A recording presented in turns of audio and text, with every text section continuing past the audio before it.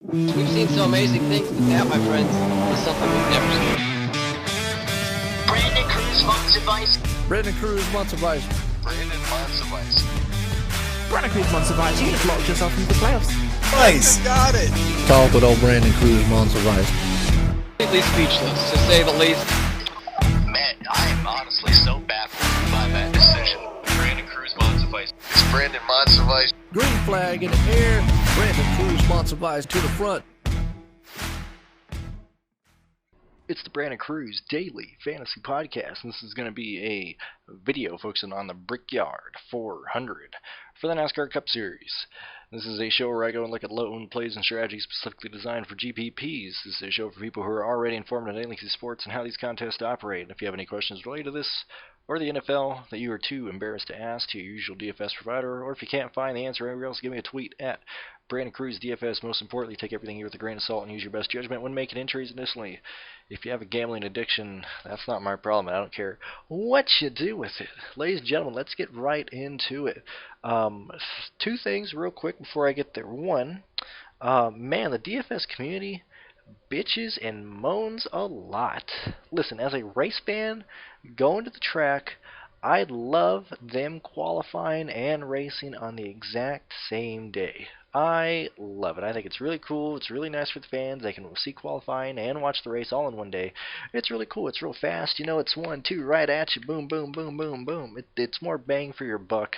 I think that's a fantastic play for fans, for people who are there, and even for the casual viewer on television. You can watch qualifying, go do something, come right back for the race a few hours later. For sports betting, listen, guys, they don't give a shit about us. They don't care about people doing fantasy sports. They don't care about sports bettors. They don't, man. They just don't. The NFL is barely acknowledging that we even exist. And NASCAR sure as shit is a long way from doing that. So, guys, you gotta just roll with the punches. I understand it's not the best for fantasy sports, having them qualified 2 hours before, but you can't use the excuse, well, what about the fantasy players? What about the sports bettors? Like, no, they don't care. They don't care. The only place that they kind of care about is Dover, and that's because you can gamble at that racetrack, so they kind of work with them there. But they don't care about it. They don't care about it anywhere else. And two, listen, guys, Indianapolis is the most famous racetrack in the world. NASCAR has to go to this track on prestige. Listen, any race there is a major impact in history on motorsports, whether it's the road course race there, whether it's Indy 500, whether it's the Brickyard 400, whether it's the Xfinity Series race. NASCAR going to this track still has people tuning in from around the world to at least see how these cars operate on this track. And yes, it's kind of boring. I understand that. But this is a driver's track, and I've never ever heard, and I've certainly never met a driver who was like, nah, I don't want to race at Indianapolis. Nah, it's lame. Nah, I don't want to do it. Nah, no one ever thinks that way. The motorsport community loves this track, and it would be a shame for them to not be at the Brickyard. This track has been around longer than anybody listening to this video has been alive, and we need to keep going there based on history, based on tradition. And yes, this is a crown jewel because this track has been here since the early 1900s. Okay? Alright. So now that that's over, let's get over and focus on practice. Trying to get this done in like 13 minutes, guys. They qualify tomorrow, and then about 2 hours after that they race. So it's an Xfinity Series weekend. I'm going to be at Buffalo Wild Wings watching the games, and so I'm just going to build a lineup off of starting position tomorrow. So let me talk to you about the guys that I like entering this week, and basically just covering practice speed. So let's see.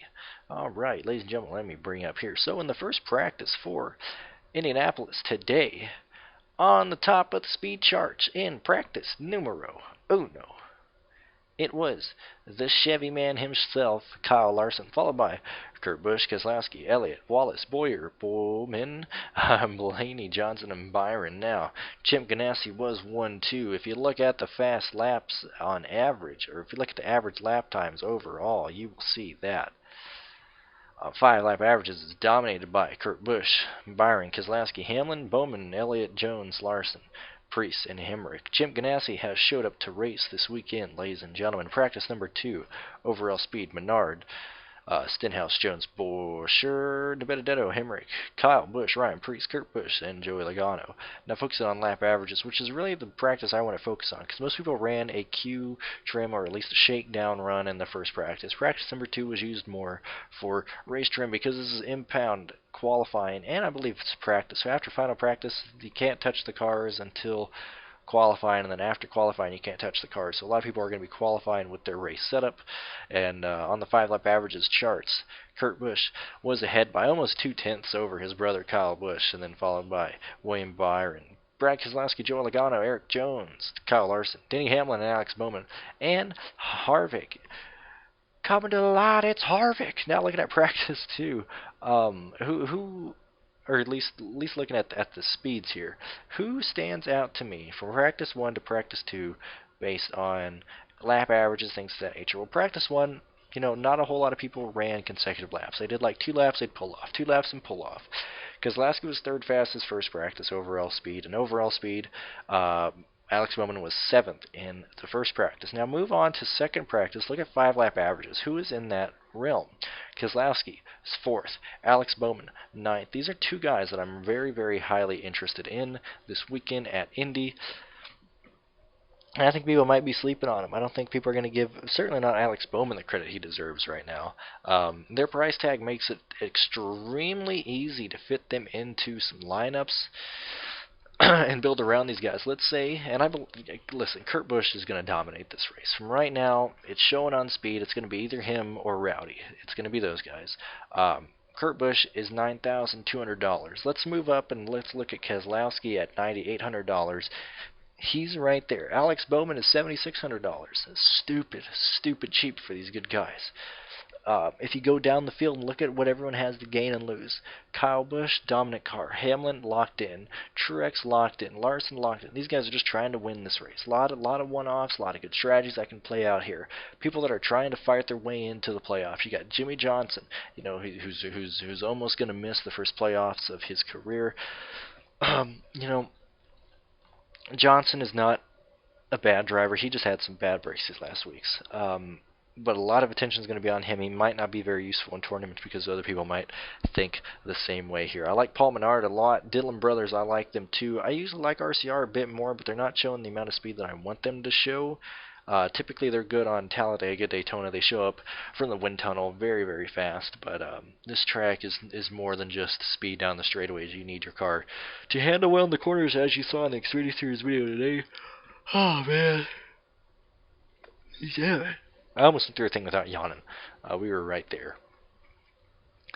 I'm not interested in any of the lower-owned teams because this is a track that tests your aerodynamic capabilities from your fabrication crew and things of that nature, and your engine builders and things like that. And a lot of the underfunded teams just do not have the money to build, motors that can run this hard for this many laps, that can build a car that is that fast in the wind tunnel.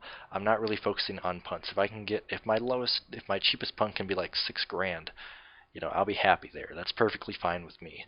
And if it stays this way, I might not be paying up for Hamlin, Truex, or Larson at all. So I might not be in the $10,000. Other than Kyle Busch, I might not be over $10,000 on a single driver this weekend.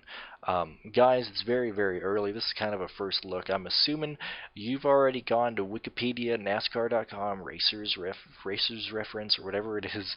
I'm assuming you guys are already going over there looking at track history, driver history, seeing how people finished the last couple of years. I would focus on last year and whatever year, I forgot off the top of my head, but whatever year they ran that big ass wing on the back of the car, not the COT, but the Gen 6. I think it was 2014, 2015. I think Kyle Busch ended up playing it, but it's one of those where it was just a huge high downforce package. That's when I would focus on to see how people ran there. If you're curious about a driver, I would see how he ran with that, see how the racing was.